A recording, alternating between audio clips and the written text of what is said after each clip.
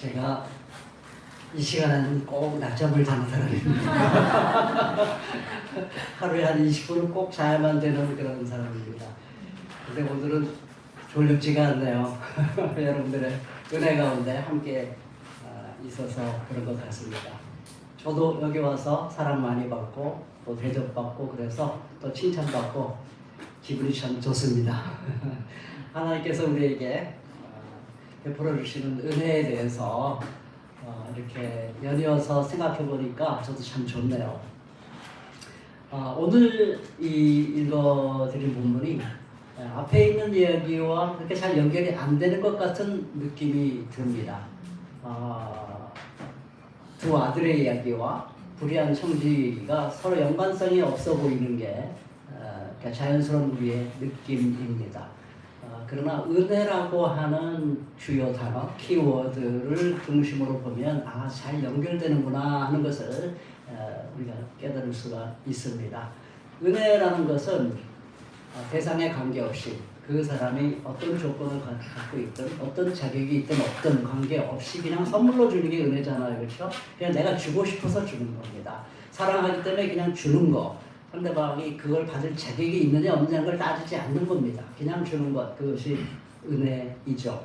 그 사람이 받으면 자격이 되는 거고 난 싫어 하면 이제 그 사람 것이 되지 않는 것이죠. 그러니까 은혜는 주는 사람은 주는데 받는 사람이 안 받으면 그 사람에게 유효하지 않는 것. 이것이 이제 은혜라는 개념인데요. 근데 은혜가 이 막장 죄인을 향하고요. 그리고 또 반듯해 보이는 사람을 향합니다. 그들에게 풍성한 생명을 그냥 주시고 싶은 하나님의 마음이 표현되어 있는 것이죠. 그런데 오늘은 그 은혜를 누구한테 주고 싶어 하나 가만히 보면 빚진 사람, 빚을 져서 지금 생활이 굉장히 어려운 사람, 다시 자기 빚을 깎아준 사람을 자기 집으로 초대한다는 것은 무슨 의미냐면 이 사람이 빚 때문에 엄청나게 그동안 인생을 힘들게 살아왔다는 것입니다. 그러니까 자기의 빚이 줄어들도록 해준 사람은 은인인 거예요. 너무 고마운 거예요. 그러니까 이 사람은 하나님께서는 그렇게 빚에 짓눌려서 경제적인 무거운 짐 때문에 정말 인생을 포기하고 싶은 마음이 들 만큼 너무너무 힘겨운 사람들, 그런 사람을 향하여서 은혜가 가는 겁니다. 그러니까 그런 사람들은 제가 뭐라고 표현할까 하다가 그냥 사회적 약자다 이렇게 제가 표현을 했습니다. 다양한 언어로 표현할 수 있어요. 뭐 실패한 사람, 빚진 사람, 가난한 사람. 근데 저는 그냥 통틀어서 그냥 사회적 약자라고 하면 그 의미가 다 포함되겠다 싶어서 제가 그렇게 표현을 했습니다. 그러니까 우리는 보통 은혜 하면은 은혜는 영적인 세계와 관계되어 있다고 생각을 해요. 우리의 내면 세계, 우리의 품성, 혹은 우리가 죽어서 가는 저 세상에 대해서 은혜가 작동하는 영역이라고 생각할 때가 참 많습니다. 그러니까 은혜하면 우리가 괜히 막 경건해지려고 생각을 해요. 근데 은혜가 맞습니다. 그런 걸 다 포함을 합니다. 우리의 내면 세계, 우리 마음의 깊은 것, 성품, 우리의 인간관계, 그리고 죽어서 가는 세상, 이걸 은혜가 그 영역을 다 보듬습니다. 근데 거기서 은혜가 끝나는 게 아니라 은혜는 우리의 육체적인 삶, 우리 몸으로 하는 삶. 우리 오늘도 점심 맛있게 먹었잖아요. 여러분 교회 와서 점심 안 드시고 가시면 어때요? 교회 다음에 오고 싶어요? 안 오고 싶어요? 뭐 안 오진 않겠지만 왠지 서운할 겁니다. 교회 점심이 맛있어야 다음에 사람들이 또 옵니다. 제가 새마을교회 좋은 전략 중에 하나가 바로 점심을 기가 막히게 했습니다. 처음 온 사람들이 다른 건 모르겠는데 점심이 정말 좋았습니다. 간증하는 사람들이 많았습니다. 그만큼 우리 인간은 먹는 즐거움이 굉장히 큰 거예요. 그래서 예수님께서 기쁘시니까 세리와 죄인들은 먹었잖아요. 함께 먹는 시간을 가졌잖아요. 여러분 그건 이상한 게 아닙니다. 하나님께서 인간을 창조하실 때 흙을 재료로 삼았습니다. 여러분 흙이 가볍게 생각하면 안 돼요. 흙은 정말 우리의 어머니 같은 것입니다. 흙의 모든 영양분이 다 포함되어 있기 때문에 흙은 누구도 차별하지 않아요. 악한 사람이 심든 상한 사람이 심든 누구든지 거기다 심으면 그 흙은 변함없이 그 심은 것에 꽃을 피우게 하고 열매를 맺게 하고 이삭이 나게 하고 벼가 나고 정말 흙이라는 건 너무너무 우리에게 고마운 존재죠. 너무나 아름다운 존재입니다. 흙을 우습게 생각하지 마세요. 그 흙을 재료로 삼아서 우리의 몸을 만드셨어요. 그리고 그러니까 우리 몸이 굉장히 중요한 존재예요. 흙이라는 게 굉장히 중요하듯이 몸이 굉장히 중요한 겁니다. 그래서 그 몸에다가 하나님의 기운을 불어넣어준 거잖아요. 하나님의 영적 생명, 하나님의 마음, 이것을 우리 인간의 몸속에 불어넣어서 우리가 비로소 생명이라고 표현했는데, 그 생명이 영적인 존재란 말이 아니고 네피시라는 말인데 존재라는 뜻이에요. person, 영어로 말하면 being, person, 그런 뜻입니다. 그러니까 인격적인 존재가 됐다는 그런 말입니다. 그러니까 하나님 원래부터 존재 전체를 사랑하시지 우리 영혼만 사랑하지 않습니다. 우리의 몸을 사랑하셨기 때문에, 여러분 인간을 창조하신 다음에 제일 먼저 사명을 주셨고요. 사명을 줬어요. 땅을 정복하고 다스려라, 생육하고 번성해라. 그리고 나서 먹거리를 주십니다. 그리고 인간에게만 먹거리를 주신 게 아니라 다른 동물에게도 먹거리를 다 약속해 주십니다. 그러니까 하나님은 인간을 창조하실 때 먹거리를, 누구나 다 먹거리가 필요하고 그 먹거리가 충분히 있어야 하나님께서 원래 창조하신 인간으로서 아름답게 살아갈 수 있다. 이게 대전제입니다. 창세기부터 시작한 대전제고요. 그것이 신약에서 없어지지 않습니다. 그건 뭘로 증명할 수 있냐면, 예수님이 영적인 존재로 인생을 끝냈어요? 아니면 몸을 가진 존재로 예수님 제자들 곁에 있다가 가셨습니까? 몸을 가진 존재로. 그래서 자기가 몸을 갖고 있다는 것을 귀신인 줄 알았잖아요. 부활하면서 예수님이 쑥 들어오니까 이 영인가 보다 했더니 내가 영이 아니야. 내가 너희들과 똑같은 몸을 갖고 있어 라는 걸 증명하기 위해서 뭘 가져오라고요? 생선조각을 가져와요. 생선을 드십니다. 그러니까 부활하신 예수님이, 저는 요한복음 21장 성경에서 딱 한 장만 남기려면, 기타서 한 장만 남기려면 뭘 남기겠냐? 저 요한복음 21장. 그 예수님이 찾아오잖아요. 제자들에게 찾아오면서 밤새도록 물고기를 못 잡았는데 그 물고기를 잡게 해주세요. 난 그게 너무 고마워요. 이들이 실망해가지고 옛날 직업으로 돌아갔는데 물고기 잡는 그 일을 축복하신 거예요. 물고기 잡는 일을 축복하신 겁니다. 그래서 예수님, 부활하신 예수님이 인간이 물고기 잡는 일을 무시하지 않습니다. 그게 굉장히 소중한 일이고 즐거운 일이라는 것을 입증해 주시기 위해서 물고기를 많이 잡게 하시고, 그 다음 장면이 기가 막힙니다. 밤새도록 고생하다가 물고기 잡았는데 얼마나 배가 고팠겠어요. 제일 먼저 육지에 올라와서 제일 먼저 하고 싶은 게 뭘까요? 아침인데 예수님이 딱 선수 뭘 준비하셨어요? 생선구이. 생선구이 백반, 그걸 준비하셨습니다. 얼마나 맛있었을까. 그날 아침에, 여러분 생선은요 직접 잡은 걸 구워 먹어야 진짜 맛있습니다. 제가 인생에 딱 한 번 영국에서, 제 친구가 하도 여행 가는 걸 좋아해가지고 제 책은 못 써도 박사과정 하는 사람이 여행 그문 준비해놨어요. 이 친구가 언제든지 여행 가자면 가야지 하고서는 제가 그 정도였습니다. 근데 어느 날 영국의 남쪽 바다에 가서 이 고등어 잡이를 했습니다. 배 타고 가서 잡는 거 있잖아요. 그걸 잡아가지고 와서 그걸 구워 먹는데, 와, 전에도 없었고 지금도 없었고 앞으로도 그 맛을 정말 대체 불가의 맛. 정말 너무너무 그 고등어를 그렇게 비린 냄새가 1도 없어요. 0.001도 없어요. 진짜 맛있고, 이걸 어떻게 표현해야 되나.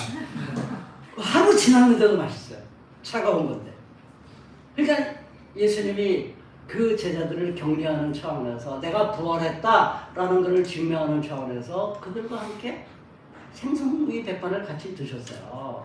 그러니까 하나님의 관심사는 물론 우리의 마음, 우리의 영, 내세 다 중요합니다. 제가 그거를 무시하는 게 아니고, 플러스 우리가 하나님의 은혜를 통합적으로 이해하려면 하나님께서는 우리의 내적, 영적, 내세적 생명 이것만을 우리에게 주시고자 하는 게 아니라 우리의 경제 활동의 풍요함, 이것도 주시고 싶어 한다는 것이죠.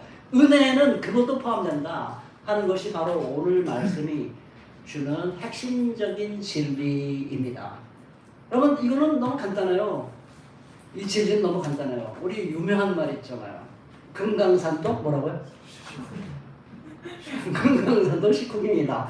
배가 고프면 그 아름다운 금강산의 아름다움을 제대로 감상을 할 수 있다는 거 없다는 거예요. 할 수 없죠. 하나님께서 제 아무리 아름다운 세계와 만물을 그 아름다운 숲과 그 아름다운 호수와 강과 그 아름다운 꽃과 아름다운 나무들을 제 아무리 많이 늘어놓아도 우리 인간이 배가 고프면 하나님이 만드신 그 아름다운 자연 세계를 만끽할 수가 없어요. 그러니까 하나님이 자기가 창조한 세계를 인간이 누리게 하려면 어떻게 뭐부터 해야 돼요? 인간의 배부터 채워주시는 겁니다. 그래야 하나님이 창조하신 세계를 인간이 마음껏 누리며 즐기며 노래를 부르고 그림을 그리고 작곡을 하고 다 자연 세계를 보면서 그린 게 얼마나 많아요. 그거 다 우리가 먹고 살아야 되는 겁니다. 먹고 살아야 그게 다 가능한 거예요. 그 아름다운 미적 감각이 다 우리 먹음을 통해서 표현이 되는 겁니다. 될 수가 있어요. 그래야만. 그래서 오늘 이 은혜는 제가 사회적 약자를 향한 은혜라는 것이 정말 중요하다. 그러니까 균형을 좀 잘 잡았으면 좋겠어요. 너무 작은 아들, 너무 큰 아들, 또 너무 사회적 약자 이렇게 한쪽에만 치우치지 말고. 그래서 제가 연이어서 공부하는 게 참 저도 이번에 새로운 경험을 합니다. 이 세 가지를 잘 균형을 잡아서 하나님의 은혜를 생각하면 우리는 정말 건강한 하나님의 은혜를 아는 사람, 건강하게 그 은혜에 따라서 반응하고 응답하는 사람이 될 수 있어요. 그러니까 주님의 은혜를 만난 사람은 막장주의도 사랑하고 반듯해 보이는 사람도 사랑하고 그리고 사회적 약자도 무시하지 않고 그들이 정말 풍성한 경제생활을 할 수 있도록 내가 개인적으로 어떻게 돕고 이제 본문에서 나오겠지만 세상을 어떻게 바꿔야 될까 하는 관심을 동시에 가져야 그 세 가지가 조화가 돼야 우리는 비로소 하나님 나라의 은혜를 제대로 깨달았다. 하나님 나라 은혜의 통전성이랄까요? 좀 어려운 단어로 표현하면 통전성 혹은 총체성, 종합성 이것을 우리가 잘 알고 있다 이렇게 말할 수가 있겠습니다. 그래서 오늘은 사회적 약자를 우리 주님께서 얼마만큼 사랑하시고 그들에게 은혜를 주고 싶어하는가 오늘 얘기를 통해서 좀 깊이 깨달아 알았으면 참 좋겠습니다. 자, 우리 비유에 대해서 이 비유를 제가 정확히 시간을 보려고요. 제가 몇 시에 시작했는데 깜빡해가지고 알겠습니다. 이번엔 시간을 안 넘기도록 죽으라고 노력하겠습니다. 이 비유를 그냥 읽으면서 직감적으로 느끼는 얘기를 일단 먼저 해보려고 해요. 그냥 자연스럽게 읽으면서 딱 드는 느낌이 있어요. 그걸 한번 생각해 봅시다. 어떤 느낌이 드는가. 주요 등장인물 부자와 그의 재산을 관리하는 청지기고 그리고 빚을 진 사람입니다. 그에게 빚진 사람 이 세 그룹이 이 이야기의 등장인물인데요. 그 부자는 아마도 주석을 찾아보면 아마도 이 부자라는 데 있으니 이 사람이 어떤 사람인지 궁금하잖아요. 그 주석을 찾아보면 대체로 이렇게 얘기합니다. 예루살렘 같은 도시들 이런 도시들의 그러니까 부재지주 우리 식으로 말하면 부재지주입니다. 팔면성 농촌 지역에 큰 땅을 소유하는 사람이에요. 그래서 거기서 생산되는 여러 가지 생산품이 있을 거 아니에요. 뭐 밀도 있고 오늘 대표적으로 밀과 올리브유가 나오잖아요. 그런 것들을 생산해서 그걸 공급하면서 거기서 이제 수익을 얻겠고 그리고 자기가 직접 농사하지 않으니까 그 당시 다 소작농이잖아요. 토지주가 따로 있고 소작농들이 그것을 다 합니다. 그러면 소작농이 남의 땅을 빌리니까 어떻게 해야 돼요? 그 땅을 빌려서 농사하는 거에 대한 소작료를 내야 됩니다. 그러니까 이 사람은 소작료 수입 그리고 그 물건을 그 생산물을 판 수익 이런 거 가지고 그동안 돈을 많이 번 사람이에요. 땅을 소유하고 있다는 사실 때문에 그런 엄청난 부를 챙긴 그런 사람이라고 볼 수 있겠습니다. 여기 재산을 관리하는 사람은 그 사람의 종은 아니에요. 종은 아니고 관리인이죠. 그 전체 소작농들을 만나서 너는 땅수가 얼마니까 소득료가 얼마고 하면서 계약해서 사인하고 그걸 장부를 정리해 놓고 그걸 관리하고 이 사람들이 농사를 제대로 짓나 뭐 이런 거 다 관리하고 그 농산물을 사고 팔고 하는 모든 과정들을 이제 관리하는 총책임자라고 볼 수 있겠죠. 경영인이라고 보면 좋겠습니다. 그 지주를 법적으로 대신해서 모든 일을 맡아 관리하는 그런 사람이니까 굉장히 지위가 높은 거예요. 근데 그런 어느 날 어떤 경문지는 나오지 않는데 뭐 스파이를 심어놨는지 아니면 모르겠습니다만은 어떤 사람이 가서 이 관리인이 당신에게 많은 손해를 끼치고 있습니다. 당신의 재산을 낭비하고 있습니다. 라고 보고를 한 거예요. 이 보고를 듣는다는 게 사실은 좀 무서워요. 탁 맞지 않고 뭔가 이게 정보를 계속 받고 있는 그런 느낌이 좀 듭니다. 무섭죠. 세상은 좀 무서워요. 인간 세상이라는 게 무섭습니다. 뭘 맡기고 가만히 놔두지 않아요. 끊임없이 감시를 하죠. 그럼 어떻게 낭비를 했을까 이 사람이? 그것도 성경에는 안 나와요. 그러니까 우리가 그런 거 다 상상해 보도록 우리에게 여유를 주는 것 같습니다. 제 나름대로 상상해 보니까 둘 중에 하나, 무능하거나 도덕적으로 문제가 있거나 아니면 둘 다거나. 무능했다면 관리를 제대로 못하는 거죠. 그 소장료를 제대로 먹여야 되고 물건의 값을 제대로 먹여야 되는데 이 사람이 무능해가지고 제대로 관리를 못해가지고 손해보는 경우, 그런 경우 있겠고, 좀 도덕적으로 문제가 있다면 이 여러 가지 그 주인에게 돌아갈 것을 약간 10%를 딱 챙긴다든가, 아니면 업무비, 요즘으로 말하면 업무비를 쓰는데 그 업무비를 한 달에 100만 원이면 될 거를 200만 원 딱 해가지고 100만 원 챙기고 이런 식. 이런 식으로 해서 주인에게 혹은 자기가 아는 지인에게 특별히 싸게 준다든가, 모르는 사람에게 비싸게 받고 아는 사람에게 싸게 한다든가 이런 식으로 해서 이 주인에게 손해를 끼치게 한 그런 사람이었을 것입니다. 무능하거나 도덕적인 문제이거나 둘 다이거나. 자, 그래서 부자주의를 부릅니다. 내가 이런 복을 받았는데 뭐냐? 그리고 냉정하고 무서운 게요. 이게 사실이냐 묻지도 않아요. 이거 그냥 자기가 보고받은 것을 정말이라고 믿고, 자, 너는 이제 끝났어. 다만 그대로 이제 그 자를 수는 없고 네가 하던 일이 있으니까 그걸 다 정리한 다음에는 넌 이제 끝이야. 너는 이제 없어. 이렇게 된 겁니다. 자, 그러니까 성직이가 얼마나 당황스럽겠어요. 자기 나름대로 재미를 쏠쏠하게 봤는데 이제 끝나버린 거예요. 그러니까 이제 자기가 이제 어떻게 먹고 살아야 되나 생각하다 보니까 이래저래 궁리해 보는데 먹고 살 길이 없어. 땅에다 노동을 투여해가지고 돈을 벌자니 이게 농사이든지 아니면 건축이든지 하면서 이제 땅과 관련해서 먹고 살자니 자기가 이제 힘이 없는 거예요. 이제 많이 나이가 들었나 봐요. 그러니까 이거 정말 힘들고, 그 남에게 가서 이렇게 빌붙자니 그것도 체면이 말씀이 아닌 거예요. 그동안 나름대로 그 매니저로 살면서 인식을 그렇게 얻었겠어요? 그런데 제법 높은 위치에 있다가 그럼 다른 사람에게 가서 나중에 어떻게 좀 같이 살아봅시다. 이게 체면이 말씀이 아니고 또 가능할 것 같지 않아요? 그냥 길이 없어요. 막다른 골목에 서 있는 거, 그때 아이디어가 딱 떠오른 거예요. 아이디어 탁 기가 막힌 이거다 하고 떠오른 아이디어가 있었습니다. 그 아이디어가 뭡니까? 그래서 이 주인에게 이모저모로 빚진 사람들, 소장료를 내야 되는데 제대로 소장을 내지 못하면 어떻게 돼요? 그 이자가 붙잖아요. 그래서 그런 빈문서들이 많아요. 그 빈문서들이 많은데 그 빈문서를 염두에 두고서 늘 관리하다 보니까 사람을 이제 그 빚을 진 사람 부릅니다. 그래서 기름 100말, 이거 올리브일 거예요. 기름 100말, 약 한 3kg라고 하는데요. 빚진 사람은 딱 뭐라고 적어요? 100말인데 몇 말로? 10말. 그러니까 몇 프로 깎아준 거예요? 50% 깎아준 거예요. 그리고 밀 100섬을 빚진 사람은 80섬. 그럼 100에서 80이니까 몇 프로 깎아준 거예요? 20%를 빚을 깎아주면서 그 빚 문서를 다시 적어서 그래서 사인을 하게 합니다. 그래서 50%, 20%는 이게 뭘까? 주석가들은 대체적으로 그동안 이자였을 거다. 원래 빌린 게 있고 그거에 대한 빌렸으면 거기다 이자를 붙여서 내야 되잖아요. 그러니까 이게 이자 50%, 이자 20%. 근데 이런 식으로 해서 이 사람은 엄청나게 그동안 돈을 번 거예요.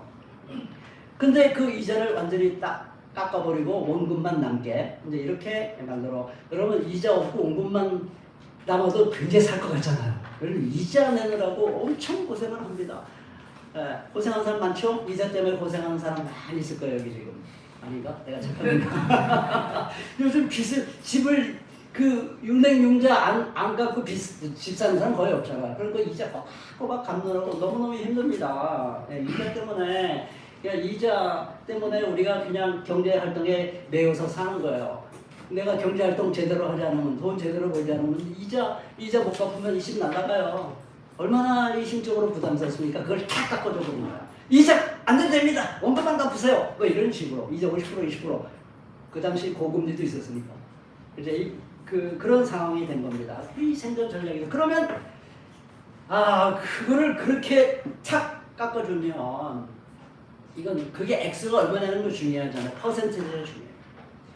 이거는 그러면 내가 직에서 잘린 다음에 그 사람에 가면 그 사람이 자기 집으로 영접해 줄 거다라고 확신을 하는데 그것은 굉장히 합리적인 기대였던 거예요. 왜냐하면 그것이 그들의 삶을 옥죄고 있던 거였거든요. 이것 때문에 그들이 정말 죽을 것 같은 그런 고통 속에 있던 사람이니까 그걸 탁 풀어준 사람이 얼마나 고맙겠어요. 여러분들이 빚을 다 갚아준 사람, 뭐 빚까지는 안 해도 이자를 싹 갚아준 사람, 원금만 갚도록 해준 사람이 누가 옆에 있다면 너무 고맙지 않겠어요? 그렇죠? 너무너무 고마울 겁니다. 그래서 그런 생각을 했어요. 그렇게 됐습니다. 그러니까 그렇게 실제로 실행을 했어요. 자, 느낌이 어떠세요? 요 청지기에 대해서 어떤 느낌이 듭니까? 요놈 생각이 듭니까? 요놈 머리 굴리네. 요거 완전히 나쁜 놈이네. 주인 완전 망했네. 요놈 자기 살려고 주인 완전히 망치게 만드는 나쁜 놈이네. 교활하기 짝이 없네. 요런 생각 안 듭니까? 칭찬하고 싶은 생각 듭니까? 이 얘기 들으면서 직감적으로 야 이놈 참 나쁜 놈이다 하는 생각이 들 겁니다. 그런데 이제 반전이 시작되죠. 이 반전, 모든 스토리는 반전이 중요해요. 부샤시주가 어떻게 평가를 합니까? 그 얘기를 듣고서 그 불의한 천재기를 칭찬해요. 슬기롭다. 이런 참 슬기롭게 행동했네. 라고 칭찬해요. 더 놀라운 건 이어지는 예수님의 반응이 나와요. 바로 예수님 반응이 나오는데 예수님이 뭐라고 말해요? 이 세상의 자녀들이 자기네끼리 거래하는 데는 빛의 자녀들보다 더 슬기롭다. 와, 좀 이상하지 않아요? 그 청지기를 비난하는 얘기가 딱 한마디도 안 나와요. 이게 비난을 하면서 그놈 참 나쁜 놈인데 그놈 정말 못된 짓을 하긴 했는데 결과적으로는 괜찮네. 뭐 이 정도라도 얘기하면 그래도 좀 이해가 돼요. 그 정도로만 했으면 그냥 상식적으로 그냥 뭐 그렇게 평가할 수 있지. 근데 이놈 정말 낭비한 데다가 주인 재산을 축는 데다가 또 이런 식으로 자기의 이익을 챙기기 위해서 주인의 재산을 또 축을래? 이건 진짜 나쁜 놈이잖아. 비도덕적이네. 양심불량이네. 이런 말이 한마디 지나가듯이라도 한마디 하고 했으면 좋겠는데 그런 말이 단 한마디도 힌트조차 없어요. 힌트조차. 좀 이상하지 않아요? 힌트조차 없습니다. 이 얘기에. 저는 거기에 엄청난 하나님이 우리에게 전하고자 메시지가 그 침묵 속에 있다라고 저는 생각을. 왜냐면 읽는 사람들이 다 궁금할 거 아니에요. 그게 얼마나 여러분들 궁금하지 않아요? 왜 그랬을까? 궁금하죠. 질문이 생기게 만드는 사람이 정말 이야기를 잘하는 사람입니다. 그래야 질문이 정확하게 생겨야 거기서 뭔가 깊은 진리를 깨달을 수 있는 길이 열리는 거예요. 어떤 얘기를 들은데 어떤 중요한 질문이 전혀 안 떠오른다. 그럼 그 사람 말 잘못한 겁니다. 뭔가 질문을 던질 수 있도록 이야기를 해야 그 질문을 주고받은 답을 주고받으면서 그 사람이 깊은 진리로 나아가게 되는 것이죠. 자, 그래서 우리 참 여러 가지로 참 그 질문이 생기는데요. 세상과 빛을 대조하잖아요. 세상의 자녀들, 빛의 자녀들. 그러니까 세상의 자녀들, 빛의, 그러니까 세상의 자녀는 어둠의 자녀들이에요. 여기 빛의 자녀고. 그러니까 세상의 자녀들은 지금 이 청주기와 그리고 관리인 그리고 세상 속에 살아가는 경제활동하고 있는 빚진 사람들, 이거 다 세상의 사람들이라고 보는 겁니다. 그 세상과 여기서 그냥 자연세계, 이게 자연스러운 인간을 말하는 게 아니에요. 세상과 빛이니까 이건 하나님을 모르고 하나님을 부인하거나 하나님과 대적하거나 하나님과 별 상관없이 돌아가는 인간 사회를 얘기하는 거예요. 그냥 단순히 자연스러운 인간 사회와 자연만물 그걸 의미한 중립적이지 않아요. 중립적인 의미의 세상이 아니에요. 왜냐하면 빛과 대조를 하니까. 그러니까 하나님을 모르는 세상에 대한 이야기입니다. 하나님을 모르는 사람들이 이렇게 자기네들끼리 거래하는 데에 있어서 빛의 자녀들보다 더 슬기롭다고 얘기하니 이게 도대체 무슨 소린가? 질문이 생기지 않을 수가 없습니다. 그리고 왜 예수님은 이 이야기의 청중 속에 아까 제가 서론에서 얘기를 안 했는데요. 제자들에게도 말씀하셨다. 제자들에게도 말씀하셨다. 그러니까 앞에 그 탕자 얘기, 그리고 잃어버린 드라크마 얘기, 그리고 잃어버린 양의 이야기는 주로 바리새파 사람들과 율법학자들 중심으로 얘기를 했는데, 이제 너희들도 이 다음에 하는 얘기는 너희들도 귀담아 들어야 돼 라고 그들을 청중으로 확실하게 짚어서 제자들에게도 얘기를 합니다. 그 말이 딱 나와요. 16장 맨 첫 절에 보면. 그러니까 이 얘기는 바리새파 사람들과 율법학자들에게만 들려주고 싶은 게 아니라 자기를 잘 따라오는 제자들에게도 너희들도 명심해. 이거는 너희들도 명심해야 되는 거야. 왜냐하면 제자들은 이 작은 아들이나 그리고 큰 아들 같은 그런 길을 걸어온 사람들은 아니거든요. 그런 사람들은 아니에요. 그거는 제자들이 이미 벌써 예수님을 따라다니면서 늘 깨닫고 아는 얘기예요. 근데 이거는 지금 예수님께서 제자들에게 그동안 얘기를 많이 해온 게 아닌 겁니다. 그래서 지금부터 하는 얘기는 작은 아들과 큰 아들에 대해서만 하는 게 아니라 너희들도 귀담아 들어야 되는 내용이야 라고 이제 이 말씀을 하는 겁니다. 그러니까 제자들에게만 하는 게 아니라 청중들이 있고 거기다 제자들까지도 포함시켜서 너희들도 귀담아 들어 이렇게 말씀을 하고 있는 것이죠. 그럼 왜 예수님은 이야기를 꼭 제자들에게 꼭 들려주고 싶어 했던 건가? 제자들에게 주목한 거. 왜 주목했을까? 그런 질문이 우리에게 생기는 것입니다. 자, 그럼 이제 이런 질문들에 대한 답을 우리가 찾아가야 되지 않겠어요? 한번 답을 좀 함께 찾아봤으면 좋겠습니다. 자, 예수님이 9절에서 그러므로 내가 너에게 말한다. 불의한 재물로 친구를 사귀어라 이렇게 말했어요. 그러므로 내가 너에게 말한다. 불의한 재물은 이게 만몬입니다. 우리가 잘 아는 단어 만몬. 이 아람어에서 나온 건데요. 그 당시에 사람들이 잘 쓰지 않던 단어입니다. 나중에 이 돈 사랑하는 바리새파 사람들 얘기할 텐데요. 돈을 좋아하는, 좀 더 직역하면 돈을 사랑한다는 얘기. 아가페, 그리고 아르히오스, 돈을 사랑한다는 뜻이에요. 거기서 돈은 그냥 제가 돈이 지금 없네요. 진짜 돈이에요. 그 당시에는 뭐 동전이었겠죠. 지폐가 없었을 테니까.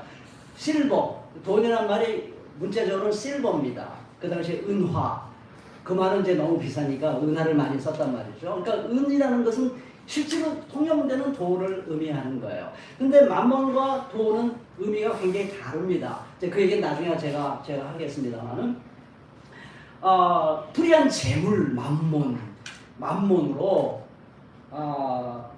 그 친구를, 불의한 만몬으로 친구를 사겨라, 이렇게 얘기했어요. 그러므로는 말이 중요해요. 그러므로는 말 무슨 말이에요? 지금까지 한 얘기에, 지금까지 너희들 들었잖아. 이 얘기 질문이 많이 생기지. 근데 내가 이 얘기를 한 것에 대한 결론을, 그러므로 내가 결론을 얘기해 주겠는데, 이 모든 얘기의 결론은 뭐냐? 그것은 너희들이 불의한 재물을 가지고 친구를 사겨라 하는 말을 내가 전하고 싶어서 이 얘기를 한 거야 라고 말씀하고 있는 거죠. 자, 그럼 이제 여기서 질문이 많이 생겨요. 불의한 재물? 그게 또 무슨 뜻이야? 그럼 예수님께서는 불의한 재물 따로 있고, 그리고 깨끗한 정의로운 재물 따로 있다는 말인가? 그렇게 들립니까? 그렇게 구별해서 깨끗한 재물 말고 불의한 재물로 친구를 사귀라? 그건 아닌 것 같아요. 왜냐면 친구를 사귈 때 이왕이면 깨끗한 돈으로 사귀지 왜 친구를 사귈 때 불의한 돈으로 사귀어요? 깨끗한 돈 절대 친구를 사귈 때 쓰면 안 되는 거예요? 이상하잖아요. 그렇죠? 그러니까 이거는 불의한 재물이 따로 있다는 말이 아닙니다. 아무리 생각해봐도 불의한 재물 따로 있고 깨끗한 재물 따로 있다, 그런 얘기 아닙니다. 이 불의한이란 말은 재물을 통째로 싸잡아서 모든 재물은 만몬은 다 불의한 거야 라고 말씀하고 있는 거죠. 그럼 어떤 뜻에서 이 불의한 재물이라고 말할까? 이제 점점 얘기하면서 그게 의미가 점점 깊어지는데요. 이게 보통 사람들에게 굉장히 충격으로 다가옵니다. 모든 재물이 다 불의한 거야 라고 말하면 여러분들이 마음이 불편하잖아요. 불편하죠. 그럼 내가 열심히 노력해서 정말 땀 흘려서 노동해서 월급 받았는데 이 돈도 불의하단 말이야? 아니 내가 열심히 목회해서 목회자도 월급 받잖아요. 그럼 목회자가 열심히 하나님 나라 복음을 전하다가 그 이 사례비를 받았는데 이게 불의하단 말이야? 이거 암만 생각해도 이해가 안 되는 말이에요. 예수님이 좀 너무 나가시네. 선을 넘어서 얘기하시네. 예수님이 강조법도 좋지만 이건 좀 지나친 거 아니야? 이런 생각이 들게 마련입니다.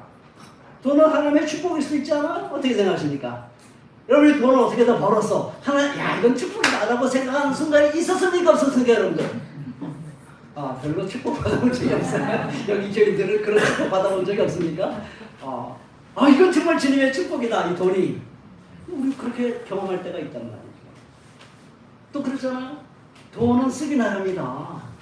돈은 돈일 뿐이다. 아주 유명한 말이잖아요. 돈은 돈일 뿐이야. 돈이 뭐 깨끗한 것도 아니고 불의한 것도 아니고 그냥 돈은 돈이야. 쓰기 나름이다. 잘 쓰면 좋은 거고 나쁘게 쓰면 나쁜 거지. 돈은 돈일 뿐이다. 그런데 더 많이 들어보지 않으셨어요? 또 그렇게 돈은 뭐처럼 벌고 뭐처럼 쓰라고요?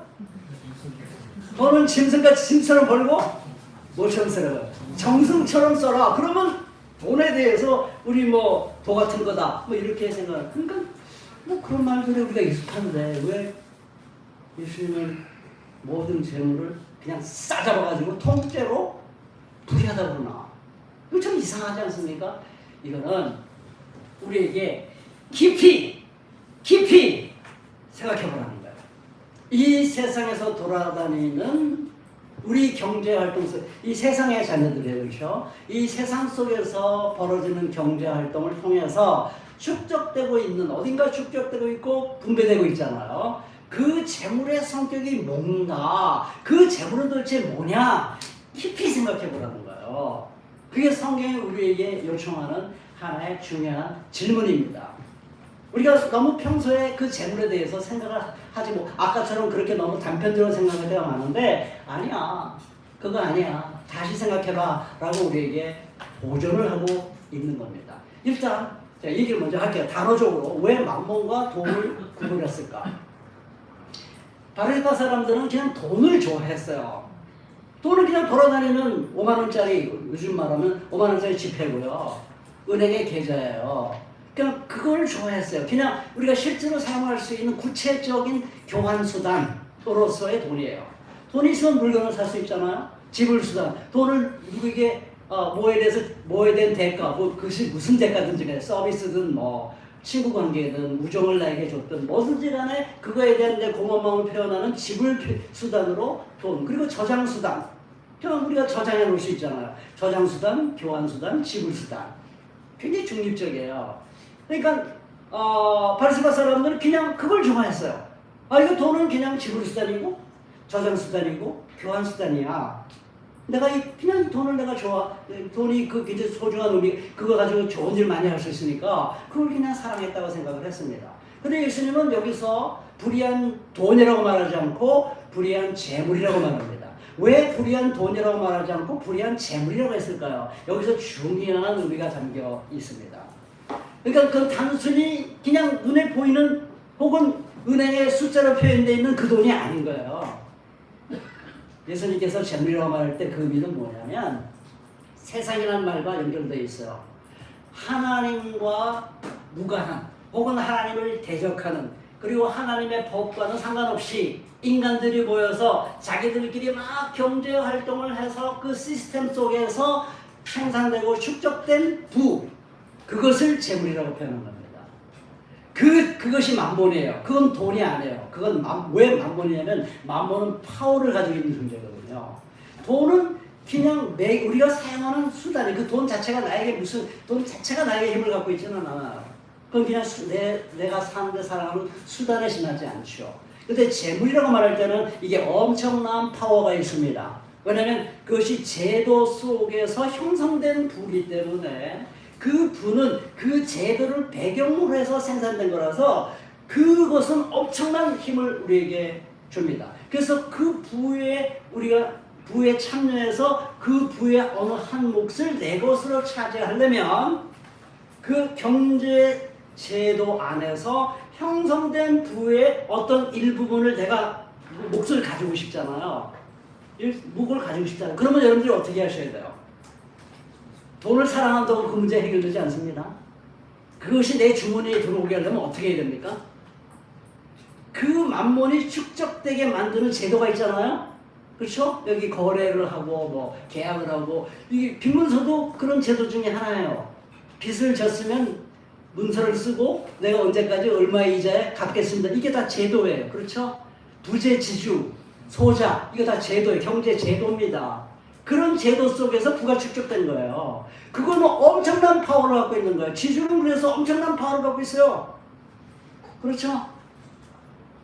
그래서 그런 제도 속에서 내가 그 사회가 생산하는 부의 일부분을 내가 최대한 많이 가지고 싶으면 그 제도를 철저히 따라야 됩니다. 그 제도를 거슬러 올라가면서 돈 벌 수 없어요. 우리 사업을 시작하신 분 이제 실감할 겁니다. 그 사업에 성공하려면 그 우리나라 사회 현실 속에서 그 사업에 성공하려면 내가 반드시 따라가야 되는 어떤 룰이 있어요. 그걸 거부하고 넘어간다.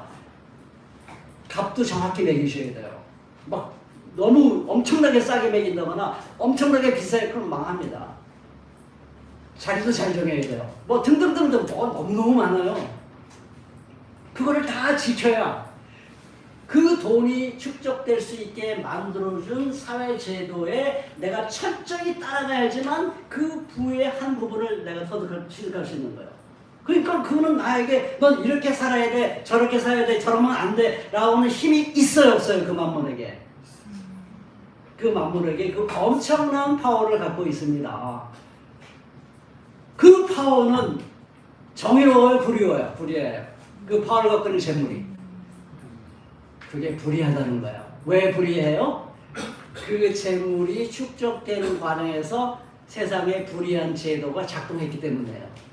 그 불의한 제도 속에서 그렇게 빚진 사람들 엄청 괴롭잖아요. 땅을 가지고 있는 사람 엄청 돈을 벌잖아요. 이런 부당한 제도 속에서 형성된 부는 뭐 아무리 열심히 일했다 하더라도 나름대로 이 부자 지주가 나름대로 열심히 일할 수 있어요. 뭐 지금 굉장히 감독도 하고요.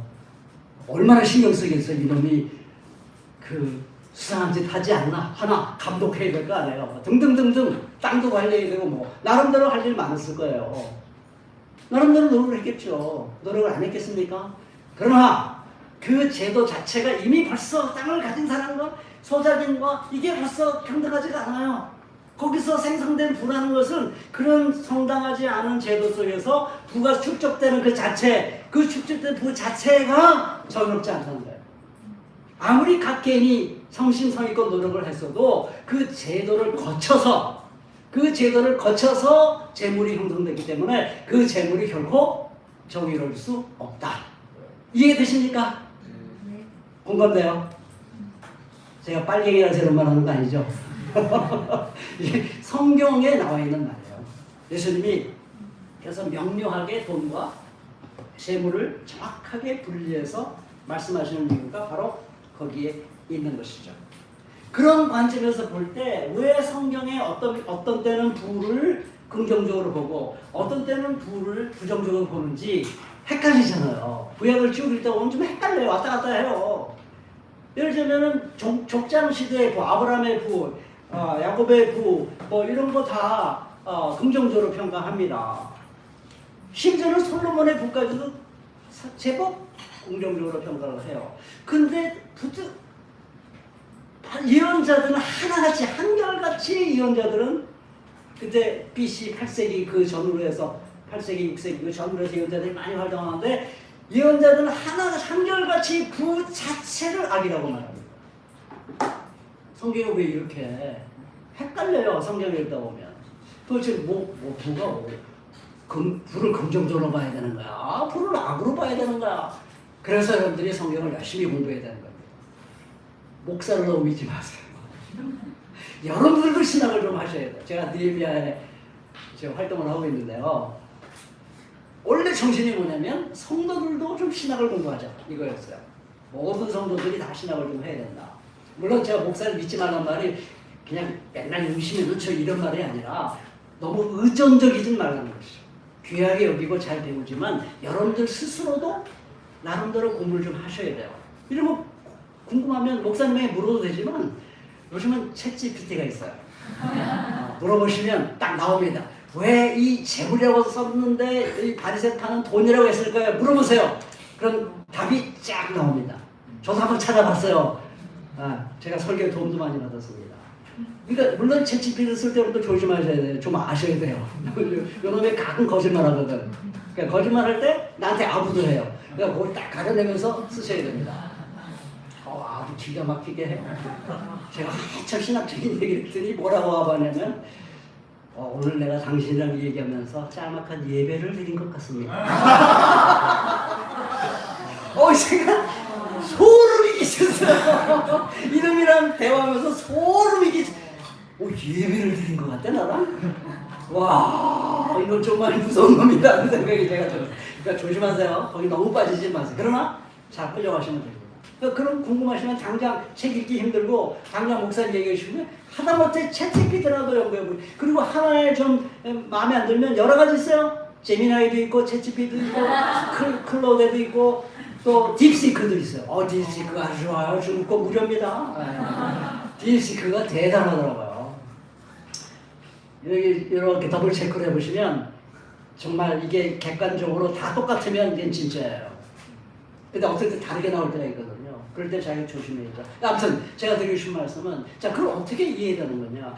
이렇게 생각하시면 돼요. 아브라함, 이삭, 야곱 이때는요. 고대 사회입니다. 고대. 원시 경제 공동체 정도로 생각하면 돼요. 누구랑 뭐 네가 죽으면 내가 살고 뭐 이런 게 아니에요. 제로섬 게임이라고 말하죠. 내가 돈을 벌면 넌 가난해지고 이런 상태가 아니라 자기 지역에서 열심히 농사짓고 다들 자기 집에서 열심히 농사짓고 뭐 사냥하고 그러니까 이게 무슨 경쟁이 없어요. 자기 부족이 힘을 합쳐서 경제 활동을 하면 뭐 네가 죽고 내가 살자 뭐 이런 거 없어요. 그냥 각자 다 인구도 많지 않고 흩어진 광야는 넓고 할 일은 많은 거예요.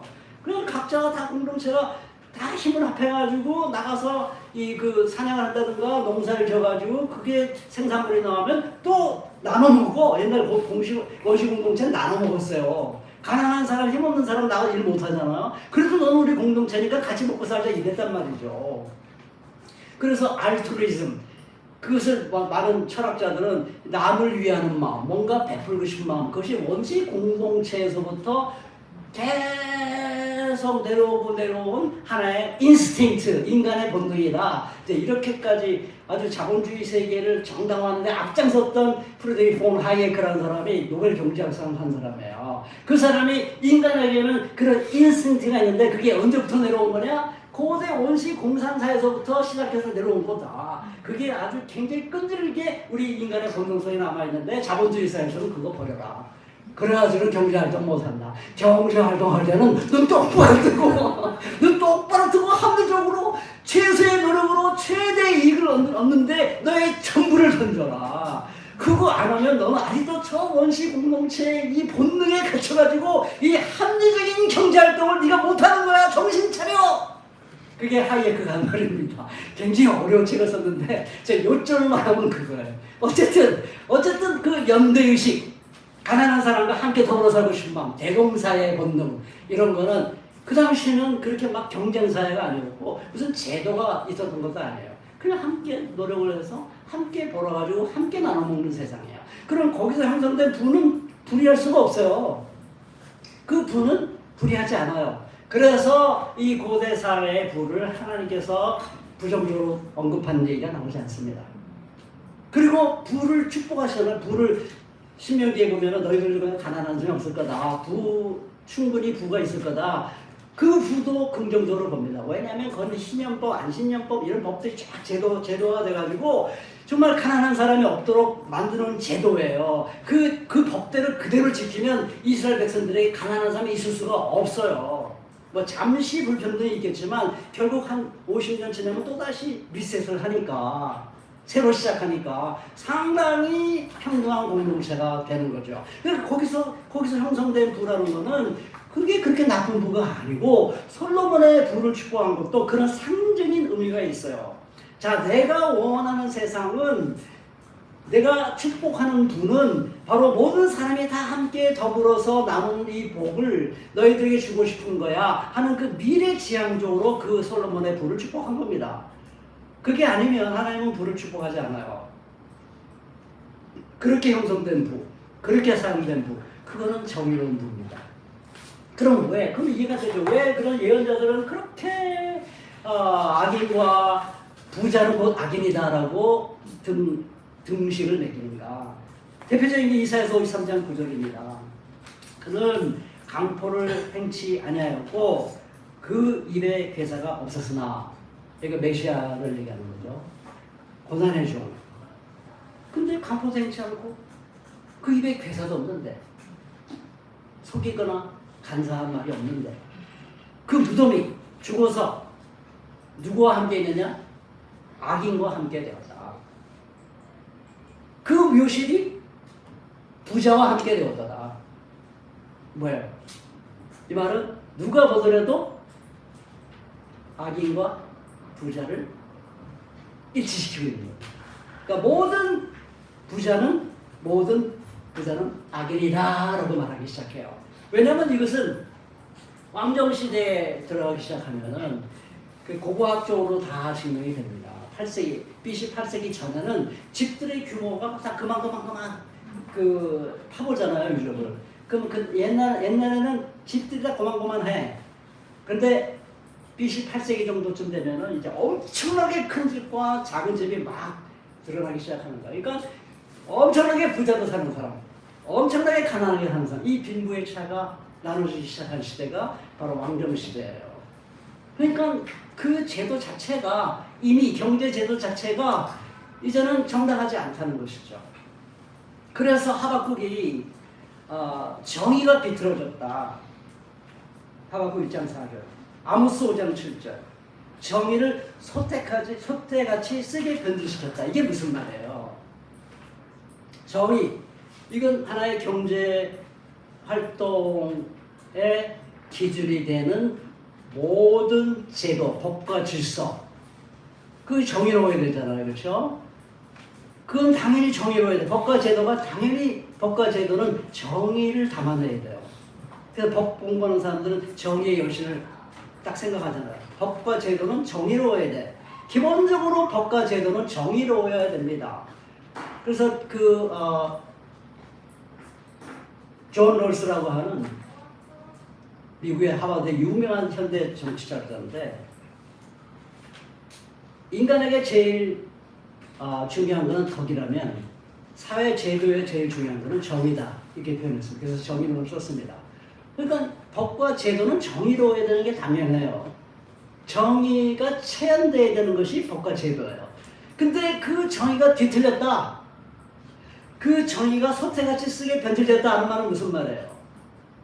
현행법으로 당연히 정의를 표현해야 되는 현행법이 사실 원래 정의를 뒤틀었다는 거죠. 그 정의가 사람들에게 달콤해야 되는데, 사실 지주가 빈문서를 만들어서 그렇게 소작농과 계약을 맺고, 이게 다 관행이 법과 제도예요. 근데 그것이 50%의 이자를 내야 되고 20%의 이자를 내는 것이 정당화됐단 말이죠. 관행이에요. 그건 딱 질서가 잡혀 있는 거예요. 그러면 그런 정의가, 그런 법과 제도가, 그것을 당연시 여기는 법과 제도가 빚진 사람에게 달달할까요? 쓸까요? 아우, 나는 빚을 져서 참 좋아. 아우, 내가 20%를 내니까 기분이 좋네. 이런 사람 있어요? 근데 당연히 내야 돼. 안 내면 감옥 가. 그러면 이 정의가 그 사람에겐 쓰디쓴 소태 같은 맛이, 그런 뜻이에요. 그러니까 그런 제도 속에서 형성된 부라는 것은 절대로 정의로울 수가 없는 거예요. 개인의 노력과는 관계없어요. 개인의 도덕성과 관계없어요. 그래서 아모스나 모든 선지자들이 특정 부자를 불러서 너 나쁜 놈이 나와봐, 너 정말 못된 부자네, 이런 적이 단 한 번도 없어요. 어떤 특정 부자를 놓고 비난하는 게 한마디도 없습니다. 그냥 전체 부자를 통틀어서 부자들아 너희들은 악인이야 라고 말합니다. 그러면 소위 깨끗한 부자라는 사람은 되게 속상하게, 나는 나름대로 노력했는데, 나는 나름대로 성실하게 살았고 나름대로 구제도 했는데 왜 나까지 싸잡아서 나까지 싸져서 하기를 그래. 이건 불공평해. 라고 충분히 말할 수 있죠. 이해는 됩니다. 돈을 못 벌어서 잘 모르겠습니다. 나는 그 심정을 알 것 같기도 해요. 제가 부자 친구도 있으니까. 저는 부자가 아니어도. 충분히 이해돼요. 근데 이해는 되지만 옳은 건 아니에요. 왜냐면 자기가 노력한 거는 자기가 부를 터득하는 데 있어서 그 노력은 아무것도 아니에요.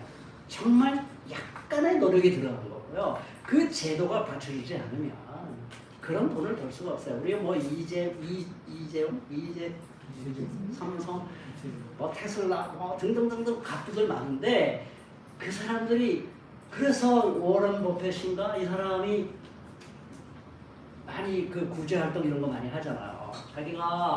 자기가 이 미국에서 돈을 많이 번 것은 이런 식으로 투자를 해서 돈을 벌게 하는 제도를 세워놨기 때문에 내가 여기서 엄청나게 돈을 벌었으니 이거는 내 노력으로 한 게 없고 이건 다 사회로 환원되어 있는 겁니다.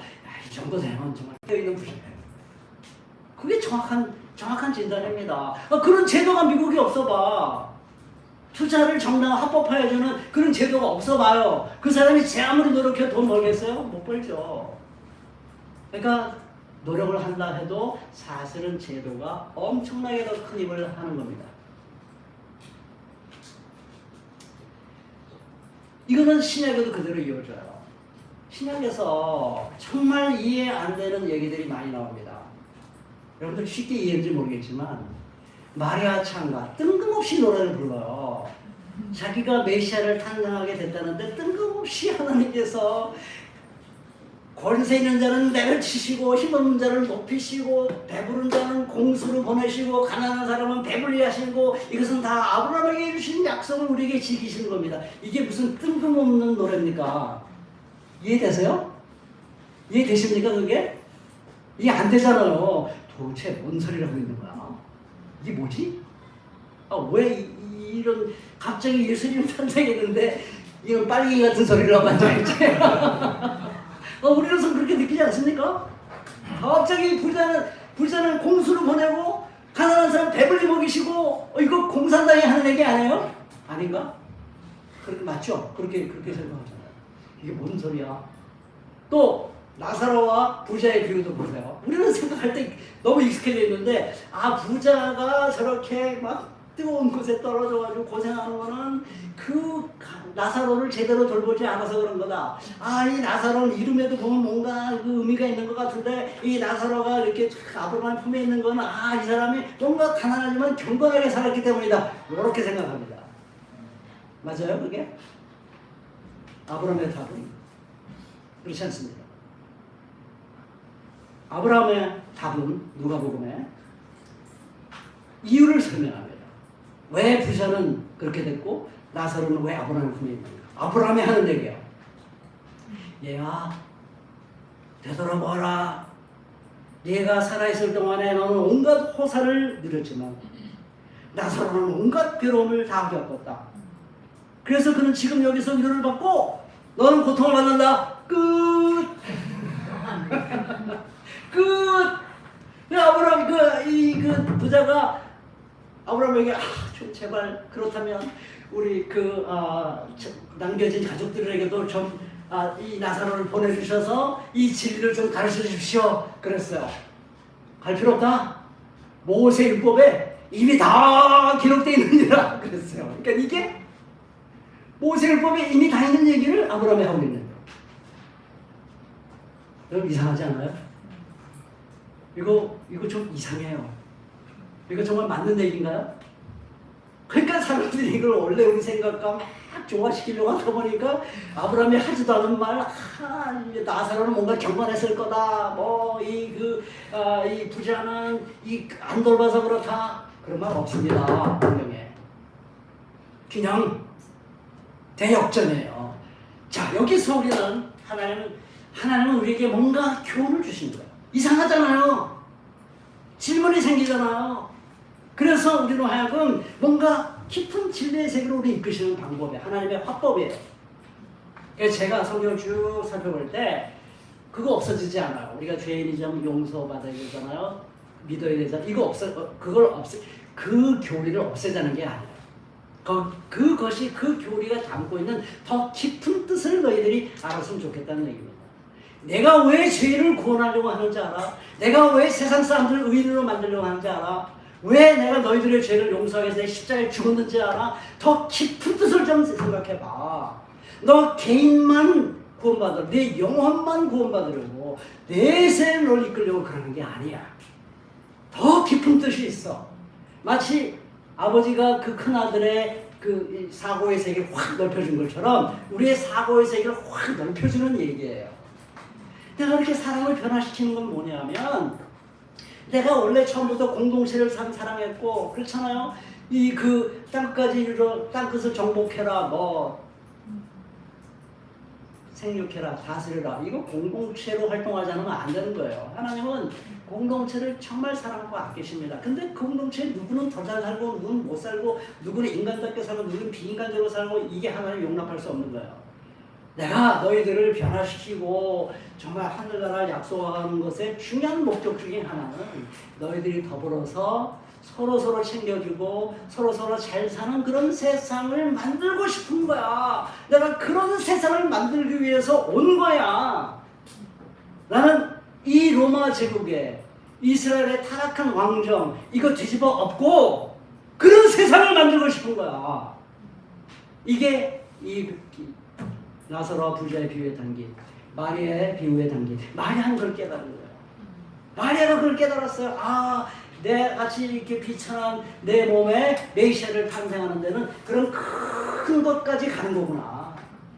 그냥 한 개인의 죄를 용서하고 한 개인의 영혼을 사랑하는 데 끝나지 않고 이 세상을 뒤집어 엎어서 모든 사람이 행복하게 살 수 있는, 차별 없이 살 수 있는 그런 아름다운 세상을 만들기 위해서 내 안에 메시아를 보내신 거구나 라고 그 깊은 세계까지 깨달은 거죠. 이거는 사실 구약 한나의 기도라든가 예언서라든가 구약을 잘 공부하면 그랬잖아요. 아브라함도 모세 율법에 다 기록되어 있다고. 율법 뒤에다는 그걸 못 봐요. 왜 못 보냐면 자기가 지금 나중에 나오겠지만 자기 이익을 탐닉하기 때문에 자기가 원하는 거, 읽고 싶은 것만 그런 사람도 많죠. 읽고 싶은 거 읽고 보고 싶은 거 보는 거예요. 그러나 그러지 않고 정말 날 것으로 이 전체를, 하나님 말씀 전체를 하나씩 씹어서 내 것으로 만들면 이게 다 이해가 돼요. 그래서 마리아가 이상한 얘기 하는 게 아니에요. 정말 구약의 율법, 아브라함에게 주신 언약의 그 깊은 의미, 그걸 성경 전체적으로 파악하고 이해를 한 거죠. 자, 그러면 불의한 제물에 담긴 뜻을 여러분들이 이해되시죠? 자, 그럼 친구를 사귄다는 건 무슨 말일까? 불의한 제물로 친구를 사귀는 말은 무엇일까? 그거는 두 가지를 담고 있습니다. 불의한 제물의 최고의 용도, 가장 잘 쓸 수 있는 용도는 그 불의한 제물 속에서 너무나 고통을 겪고 있는 가난하고 힘든 사람들의 삶의 숨통을 열어주는 거예요. 휴, 이제 살았다. 아, 이제 길이 보이네. 내 인생의 막장까지 온 것 같아서 여기서 내 인생을 정리해야 되나 하는 생각이 드는 순간에 휴, 살았어. 이제부터는 내 가정을 꾸려갈 수 있을 거야 라고 도움을 주는데 사용하면 그게 최고의 용도라는 거예요. 두 번째, 그렇게 돕기 위해서 기존의 질서를 망가뜨려도 괜찮아. 그죠? 기존의 질서를 망가뜨린 거잖아. 이거 사기친 거 아니에요. 기존의 질서를 보자면 완전히 이게 무슨 이 감옥에 들어갈 일이에요. 감옥에 들어갈 일이에요. 그걸 원래 빈 문서를 자기가 그걸 뭐라고 하지? 문서 위조? 문서 위조죄. 조국 씨가 문서 위조 때문에 감옥 들어간 거 아니에요. 감옥 들어가서 이때도 그런 거야. 근데 거기에 대해서 말씀도 안 해. 그게 뭘까요?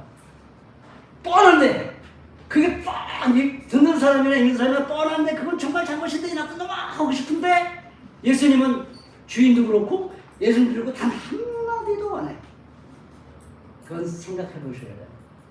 이 정말 가난한 사람들의 생사의 숨통을 열어주기 위해서라면 기존 질서 그냥 무시해도 돼. 이런 얘기입니다. 아니면 기존 질서를 뒤집어 엎는 게 더 좋아. 이런 얘기를 하고 있는 거예요. 공감되십니까? 제가 성경에 없는 얘기를 하나요? 이거 좀 확인하고 넘어가야 되겠어요. 그래서 제 해석이 좀 수상하죠? 수상할 거예요. 수상하게 들릴 거라고 제가 생각합니다. 근데 그 외에 달리 설명할 수 있는 방법이 찾아보셔가지고요. 나중에 내 해석 외에 달리 좋은 법이 있으면 저한테 알려주세요. 그럼 제가 회개할게요. 회개할 용이 있습니다. 제 해석이 틀렸으면. 잘못한 건 잘못한 거지 뭐. 근데 저로서는 이것과 달리 해석할 방법을 제가 못 찾았어요. 아마 주님께서 내가 침묵으로 남겨놓은 부분을 네가 잘 찾아서 이해하는구나 이런 느낌을 제가 살짝 받습니다. 하지만 그거는 주관적인 느낌이라 틀릴 수도 있어요. 하지만 저로서는 지금까지 제가 살아온 인생 모든 걸 종합해서 볼 때 그게 저에게는 가장 이해가 되는 해석이에요. 여러분들 그렇게 공감이 되시면 참 좋겠다 생각하는데요. 제가 이 해석에 왜 공감을 하냐면요. 이 부자가 아무 소리 않고 그걸 받아들여요. 아무 소리 않고 받아들여요. 제가 솔직히 말하는데 챗GPT 물어봤어요. 이 부자가 이런 상황에서 법정에 호소해가지고 그 나쁜 놈을 좀 처벌하고 회복할 방법이 없겠느냐 라고 내가 물어봤어. 주석도 찾아볼 틈이 없어서. 그런데 가능했을 거다. 왜 안 했을까? 그게 내가 물어보지도 않는 것까지 쭉 설명을 해줄 거라고. 근데 내가 공감을 했어요. 왜냐면요. 가만히 생각해 보세요. 두 가지예요. 이 부자는 그 제도가 썩 좋지 않다는 것을 자기도 알고 있어. 알고 있어 자기도. 이게 좀 그래. 가만히 생각해보면 이게 가난한 사람들은 억울할 거야. 그런 생각이 있어요. 이 부자에게도. 그리고 지금 술통에 튀었잖아요. 가난한 사람들이 빚을 문서까지 받았잖아. 근데 그거 다 다시 50%, 100%, 20, 80%, 100% 올리면 이 부자에 대한 사람들의 느낌이 어떻겠어요? 이야, 그놈 진짜 무서운 놈이네. 평판이 어떻게 되겠냐고요. 가난한 사람들이 막 화가 불불 끓지 않겠어요? 굉장히 위험한 상황이에요. 그럴 때 내나 이게 부자에게도 무서웠던 겁니다. 그러니까 다 아는 거예요. 사실 다 아는 거예요. 그 법을 좀 어겨서라도 가난한 사람을 돕는 게 좋은 일이라는 것을 사실은 부자 자신도 자기가 동의할 수 없어도 세상 분위기가 그렇게 여론이 그렇게 돌아갈 거라는 짐작하는 거죠. 그러니까 아무 소리 않고 네가 잘했구나. 머리 좋네. 슬기롭다. 내가 이걸 뒤집을 마음 없어. 잘했어. 이렇게 된 거예요. 이해됩니까? 이제 왜 그런지? 네, 저는 뭐 제 해석이니까 여러분들이 뭐 100% 완전히 동의할 필요는 없으시지만 그러나 저는 그렇게 생각합니다. 그래서 저는 세상 사람들이 그런 일을 잘 처리하고 있다고 예수님을 칭찬한 거예요. 근데 그 다음에 그런 세상에서 벌어지는 슬기로운 일들이 그럼 그 빛의 자녀들에게는 관계가 없는 일이냐? 아니다. 관계가 있는 일이다 하고 연결시키는 게 그 다음에 이어지는 이야기입니다. 왜냐면 이렇게 말하거든요. 그래서 재물이 없어질 때 그들이 너희를 영원한 처소로 맞아들이게 하라. 그랬어요. 이어지는 말씀이죠. 내가 너희에게 말한다. 내가 너희에게 제자와 바리새인과 율법학자가 특별히 제자에게 불의한 재물로 친구를 사겨라 그랬어요. 그래서 그 재물이 없어질 때 그들이 너희를 영원한 처소로 맞아들이게 해라. 이거예요. 이거 엄청난 말씀입니다. 이거는 마태복음 25장을 연상케 하는 말씀이에요. 마태복음 25장 최후의 심판할 때 어떻게 심판하죠? 지극히 작은 자 한 사람에게 먹을 것, 마실 것, 입을 것, 병들었을 때 찾아가고 감옥 들어갔을 때 찾아가고 그러면 영원한 생명이에요. 내가 그렇게 병들고 가난하고 감옥에 들어가고 뭐 이럴 때 예수님을 본 적이 없는데 아니야. 지극히 작은 자 하나에게 한 것이 곧 나에게 한 것이야. 너는 영원한 생명, 나에게 안 했어? 너는 영원한 심판. 그게 정이야. 라고 얘기합니다. 그러니까 이건 무슨 얘기예요? 이건 세상 사람들에 관한 얘기가 아니에요. 이거는 영원한 처소를 갈망하는 하나님의 백성들도 해야 되는 일이에요. 영원한 처소에 들어가려면 주님과 함께 영원한 생명을 영원히 살고 싶으면 너희들이 이 땅에서 살아갈 때 불의한 제물로 신구를 삼으라는 거예요. 그렇게 하라는 거예요. 그들이 슬기롭게 행동한 것처럼 너희도 그렇게 하라는 겁니다. 그래서 가난한 이웃들을 무시하지 말고 그들에게 숨통을 열어주기 위해서라면 그 불의한 재물을 열심히 쓰고 그리고 불의한 재물을 그 모으는 과정에서 이 세상의 제도를 따질 거 좀 무시해도 괜찮아. 아니면 그 세상을 좀 뒤집어엎도록 노력해봐. 이런 힌트를 주고 있는 겁니다. 그래서 지극히 작은 일에 충실한 사람은 큰 일에도 충실하고 지극히 작은 일에 불의한 사람은 큰 일에도 불의하다. 너희가 불의한 재물에 충실하지 못하면 누가 너에게 힘든 것을 맡기고 했느냐. 너희가 남의 것에 충실하지 못하였으면 누가 너에게 너희 몫을 내주기. 어려운 말이긴 한데요. 그러니까 이게 작은 일일 수 있어요. 더 큰 일에 비하면 작은 일일 수 있어요. 그러나 그런 작은 일에 열심히 내지 않으면 그보다 더 크다고 생각하는 일들, 그런 일을 너에게 맡기겠냐? No. 일단 이것부터 잘해야 돼. 세상의 재물은 사실 내게 속한 게 아니죠. 제도 속에서 생겨난 거니까 그건 사실 내가 직접 나에게 속한 건 아니에요. 그거를 너희들이 제대로 사용하는데 충실하지 않으면 너의 진정한 목, 영원한 처소 이걸 너에게 주겠냐? 그걸 네가 남의 것에 충실하지 못했으면 누가 너에게 너의 몫을 주겠느냐? 그런 뜻입니다. 그러니까 이런 세상에서 경제활동에 어려움을 겪는 사람을 위해서 물질적으로 도와주는 과정에서 이 세상의 제도를 좀 더 정의로운 제도로 바꿔나가는 그 노력을 기울이지 않으면 국물도 없어. 영원한 처소 없는 걸로 생각해. 이렇게 말씀하고 있는 겁니다. 자, 그러니까 바리새파 사람들이 이걸 듣고서는 어떻게 됐어요? 비웃었어요. 비웃을 수밖에 없죠.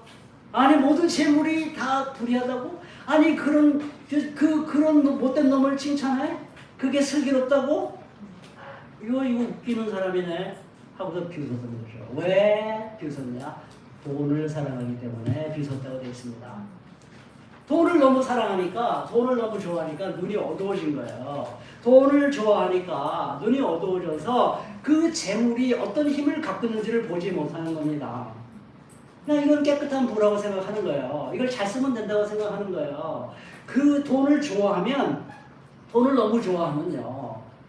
너무 좋아하면 이 부가 축적되는 이 제도 속에서 가난한 사람들이 얼마나 힘겹게 살아가는가 눈에 안 보여요. 그게 안 보입니다. 그래서 그들을 향한 하나님의 은혜가 안 보여요. 돈을 사랑하기 때문에. 그러니까 그들이 율법주의인 이유는 이것과 통하는 거예요. 왜냐하면 율법주의는 결국 하나님을 이용해서 자기 이익을 챙기려고 하는 거거든요. 내가 대단한 신앙인이다. 내가 훌륭 거룩한 사람이다. 그러니까 나를 존경해. 하나님 나를 축복하실 거야. 이게 율법주의예요. 그러니까 율법주의의 가장 큰 핵심은 왜 하나님이 왜 그 더 중요한 정의와 신의와 인애는 저버리고 11조만 그렇게 열심히 하려고 하냐. 이게 더 중요하다. 사랑과 신의와 정의가 더 중요한 거야. 왜 이 중요한 건 버리고 이거 열심히 해? 라고 화이를 친 적을 했어요. 그게 작은 문제가 아니고 화이를 친 적을 했어요. 아무리 열심히 그걸 지켜도요. 더 중요한 것을 안 지키면 끝. 더 이상 말할 것도 없어요. 그냥 끝장이야 그걸로. 그게 예수님의 가르침입니다. 그 은혜를 아는 사람은 그게 무슨 말인지 알아요. 근데 돈을 자기 탐욕 때문에 신앙생활하는 사람 무슨 말인지 못 알아들어요. 그게 무슨 말인지. 이상하네 그 사람 참. 자기 이익을 사랑하다 보면요. 자기 유익을 사랑하다 보면 명예도 좋지만 사람들의 존중도 좋지만 아유 거룩하신 분 어쩜 이렇게 경건하세요 이것도 좋지만 그것까지는 만족 못해요. 그건 그냥 추상적인 거야. 이게 가장 중요한 그 충족은 돈이에요. 돈이 있어야 군림할 수 있어요. 대형 교회가 왜 군림합니까? 작은 교회들이 막 설설 기잖아 그 앞에서. 왜 그래요? 대형 교회 뭐가 있어요? 돈이 있어요. 자기의 권력과 명예를 확실하게 확보하려면 돈이 있어야 되는 거예요. 그러니까 바리새파 사람들이 율법학자들이 돈을 좋아하지 않을 수가 없었던 거죠. 이 사람들은 은혜를 모르니까 그냥 돈은 돈이라고 생각해. 그게 불의한 만몬이라는 걸 모르고. 그게 오늘 자부심의 핵심입니다. 거기서 벗어났으면 좋겠죠. 자, 우리 주님의 은혜를 생각합시다. 야훼 하나님의 아들이에요. 예수님은 야훼 하나님의 아들이에요. 야훼라는 이름 출애굽기 이제 시간이 다 지났기 때문에 출애굽기 6장을 쭉 보면 야훼라는 이름 속에 담고 싶은 내용이 뭐냐면 야훼가 주님이 이름한 게 다 야훼예요. YHWH 하나님의 이름이라고 정식 이름이라기보다는 하나님의 내가 어떤 존재인가를 담고 싶어하는 언어가 YHWH. 꼭 그렇게 부르라는 게 아니라 그건 뭐냐면 해방자. 이스라엘 백성들의 그 신음하는 소리를 듣고 그들의 고통을 보고 그들의 아픔을 가슴에 새겨서 기어이 그들을 해방시켜서 새로운 땅에서 새로운 세상을 만들어서 대동사회, 우리가 쉽게 말하자면 대동사회를 만들어가고 싶어하는 하나님의 마음을 담고 싶은 어떤 언어를 찾자면 그게 YHWH다. 야훼라고 하는 거예요. 여호와. 그 단어에 그 하나님의 모습을 담고 싶었어요.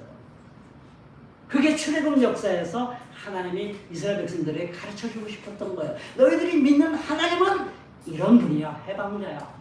예수님은 정확히 그 아버지의 아들이에요. 그래서 이런 마음으로 지금 오늘 이 비유를 우리에게 얘기해주고 있는 거죠. 그래서 하나님의 은혜는 이렇게 힘들고 어려운 사회자들을 향해서 오늘도 흘러가고 있다.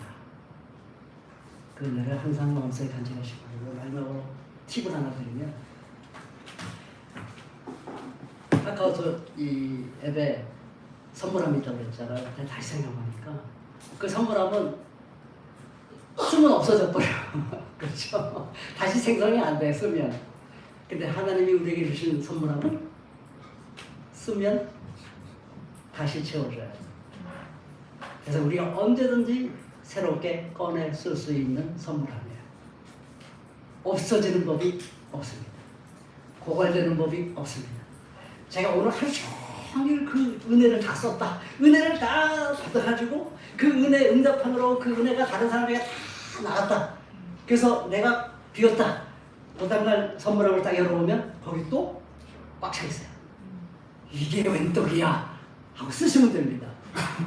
그래서 여러분들의 은혜의 선물함은 항상 가득 차 있다 하는 걸 기억하시고 여러분들이 그걸 그리워하시고 고마워하시고 믿음으로 쓰시기만 하면 돼요. 그래서 은혜에 응답하는 삶을 앞으로 여러분들의 숨이 마지막 숨을 쉬는 날까지 아름답게 사시도록 하시기를 주님으로 축원합니다. 기도하시겠습니다. 고마우신 하나님, 오늘 사회적 약자를 향한 하나님의 그 놀라우신 은혜를 마음속에 깨닫게 해주셔서 고맙습니다. 이 은혜에도 응답하는 삶을 살아갈 수 있도록 저를 붙잡아 주시옵소서. 감사하며 예수님의 이름으로 기도합니다. 아멘. 우리